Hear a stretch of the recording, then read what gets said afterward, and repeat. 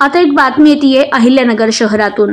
अहिल्यानगर शहरातील गांधी मैदान ते पटवर्धन चौक या रस्त्यावरील घोडेपीर दर्गा पाडण्याचा प्रयत्न झालाय।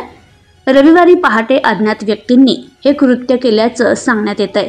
खरं तर हा दर्गा हिंदू मुस्लिम ऐक्याचं प्रतीक मानला जात होता, मात्र गेल्या काही दिवसांपासून त्यावरून वाद सुरू होते। रविवारी सकाळी हा प्रकार उघडकीस आलाय।